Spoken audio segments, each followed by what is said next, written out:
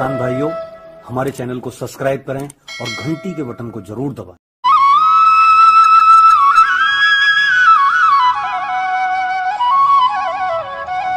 किसान भाइयों, हमारे चैनल को सब्सक्राइब करें और घंटी के बटन को जरूर दबाएं।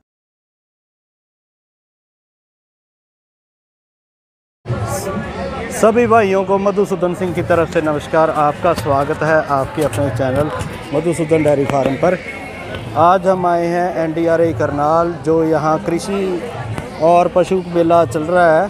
NDRA करनाल 8, 9, 10 अप्रैल 2023। तो ये NDRA की तरफ से ये इन्होंने स्टॉल लगाई है। जो डॉक्टर्स हैं यहाँ, जो हम प्राकृतिक खेती करते हैं अपने लिए, अपने घर के लिए सब्जियां, फल या अन्य अनाज तैयार करते हैं, प्राकृतिक खेती या नेचुरल कृषि बोलते हैं उसको, उसके बारे में आपको जानकारी बताएंगे। नमस्कार सर। नमस्कार जी। हाँ जी, ये आपके सभी सब्सक्राइबर और दर्शकों को मेरी तरफ से बहुत बहुत नमस्कार। हाँ जी। और आज हम जानेंगे प्राकृतिक कृषि में जीवामृत और गण जीवामृत की बनाने की विधि और इनका महत्व।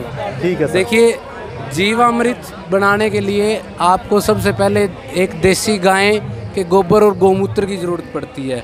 180 लीटर के 200 लीटर के ड्रम में हम 180 लीटर पानी ले लेंगे जी सर। और 8 से 10 किलोग्राम देसी गाय का गोबर, 8 से 10 किलोग्राम ही देसी गाय का गोमूत्र, 1 किलोग्राम गुड़ और 1 किलोग्राम किसी भी दलहन का आटा, आधा किलो या 1 मुट्ठी ऐसी मिट्टी जहाँ पर खेती ना हो रही हो, किसी पुराने पेड़ के नीचे की, किसी डोल के नीचे की या किसी रास्ते की मिट्टी। इन सब को हमें घोलना है घड़ी की दिशा में दिन में एक बार। गर्मियों में हमें इसको 48 घंटे तक, सर्दियों में हमें इसको 72 घंटे तक सूरज की किरणों से बचा के छाया में ढक कर रखना है। उसके बाद ये तैयार है। इसको खेत में डालना कैसे है? इसको खेत में लगाने की विधि ये है, प्रत्येक सिंचाई के साथ हम अपना खेत पे ड्रम का टैप खोल सकते हैं। पानी के साथ ही धीरे धीरे पूरे खेत में फैल जाएगा, या इसकी छान के हम स्प्रे भी कर सकते हैं, या फिर हम इसको बाल्टी या डिब्बे के माध्यम से समान मात्रा में पूरे खेत में फैला सकते हैं। कई बार समस्या ये आती है, हमारे दूर दराज खेत होने की वजह से या रास्ता ऊंचा नीचा होने की वजह से जीवामृत को खेतों में लेकर जाना संभव नहीं हो पाता। तो उसका विकल्प हमने एक गण जीवामृत बनाया है। और गण जीवामृत बनाने की विधि ये है कि आप 200 किलोग्राम सूखा गोबर ले लें, उसको बिछा लें, उसको सुखा लें।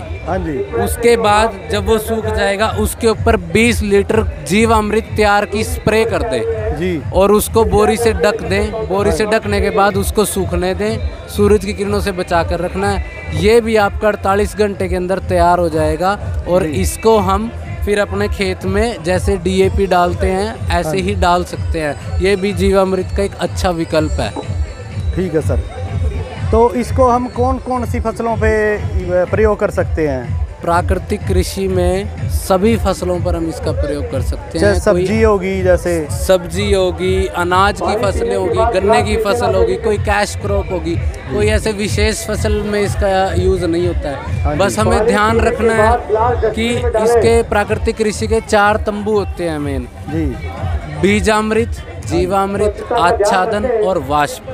जब भी हमें जीवामृत अगर का उपयोग कर रहे हैं तो हमें ध्यान रखना है कि हमें अपने खेत में जो खाली जगह है 2 पौधों के बीच में, वहाँ पर फसलों का अवशेष जो काष्ठ पदार्थ होता है उसका आच्छादन जरूर करना है। और आच्छादन करेंगे जब उस पर, और हम ऊपर से सूक्ष्म जीवाणुओं का जो एक कल्चर लगाएंगे जीवामृत के रूप में जी सर, तो उससे ये जो सूक्ष्म जीवाणु हैं वो फसलों के अवशेष को यानी काष्ठ पदार्थ का विघटन करेंगे, जिससे ह्यूमस की निर्मित होगी भूमि के अंदर। और ह्यूमस की निर्मित होने से कार्बन और नाइट्रोजन की रेशो 10:1 होगी, और पौधे की जड़ों को जो सभी जरूरी पोषक तत्व हैं वो उपलब्ध हो जाएंगे नेचुरल तरीके से। जी।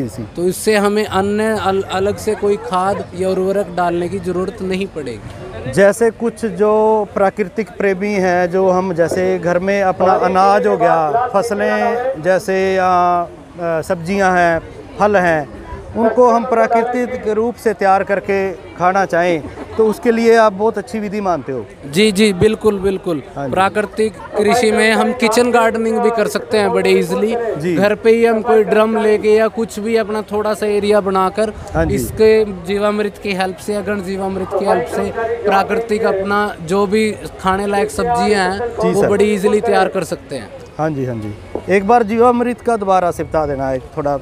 जीवामृत बनाने की विधि जी देखो, जीवामृत बनाने की विधि हमारी यहाँ पर मेंशन भी है। ये 100 लीटर के लिए है। मैं 200 लीटर के लिए आपको बता देता हूँ, क्योंकि 1 एकड़ में 200 लीटर पानी लगता है एक बार, 200 लीटर जीवामृत लगता है एक बार में, एक बार की सिंचाई में। जी सर। इसको बनाने की विधि, आप 200 लीटर का एक ड्रम ले लीजिए जी। उसमें 180 लीटर पानी, जी 8 से 10 किलोग्राम देसी गाय का गोबर, जी। जी 8 से 10 किलोग्राम देसी गाय का गोमूत्र, जी। 1 किलोग्राम गुड़, हाँ जी। 1 किलोग्राम किसी भी दलहन का आटा, जी जी। आधा किलो या 1 मुट्ठी किसी ऐसी जगह की मिट्टी जहाँ पर कृषि ना हो रही हो, या कोई मेड़ की मिट्टी, कोई पुराने पेड़ के नीचे की मिट्टी, जी। या किसी रास्ते की मिट्टी हमें लेनी है जो इसमें थोड़ी नमी हो।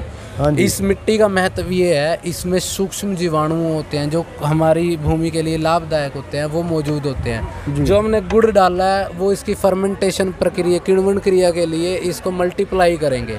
जो हमने दाल का आटा डाला है वो इन सूक्ष्म जीवाणुओं का खाना है। जी। और देसी गाय का गोबर हमने इसलिए लिया है इसमें, क्योंकि भारतीय नस्ल की जो देसी गाय हैं उसके 1 ग्राम गोबर में 300 करोड़ सूक्ष्म जीवाणु पाए जाते हैं, जो सॉइल की या मिट्टी की हेल्थ के लिए बहुत ही लाभदायक सिद्ध होते हैं। जी सर। तो इस तरह से ये जीवामृत बनाने की विधि है। जी। तो ये मतलब प्राकृतिक चीज़ें हैं जो हमारे मानव स्वास्थ्य के लिए वो और हमारे बच्चों के लिए आगे बहुत मतलब लाभकारी हैं। जी जिससे बिल्कुल। हम बीमारियों से मतलब बचाव कर सकते हैं। जैसे जैसे रसायनों का प्रयोग हमारे खेतों में और हमारे जीवन में दिन प्रतिदिन बढ़ता जा रहा है, हाँ जी। तो हमें कैंसर जैसी और अनेक घातक बीमारियां देखने को मिल रही हैं दिन प्रतिदिन। जी सर। अगर हम वापस से अपनी प्राकृतिक कृषि पर आएंगे हाँ जी। तो हमें इन सब चीज़ों से, और हमारी खुराक का जो पोषक है, सही पोषक तत्व है, हाँ जी। न्यूट्रिशन की जो वैल्यू है वो सुधरेगी और धीरे धीरे हम इन सब बीमारियों से छुटकारा भी पा सकते हैं फिर। जी जी सर।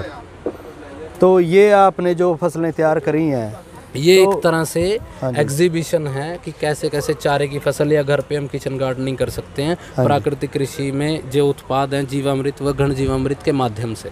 जी ये देख सकते हैं तोरी के पौधे हैं, सब्जियां होगी, जवार, हम हरा चारा पशुओं के लिए बिना हरा किसी चारा कीटनाशक व रसायन व किसी भी केमिकल फर्टिलाइजर के बिना तैयार हुए हुए। हाँ ये शुगर ग्रेज वगैरह जो पशुओं के लिए हम साइलेज वगैरह तैयार करते हैं तो वो हो गया। और ये उधर ये नेपियर चारा है, ये रेमी चारा है।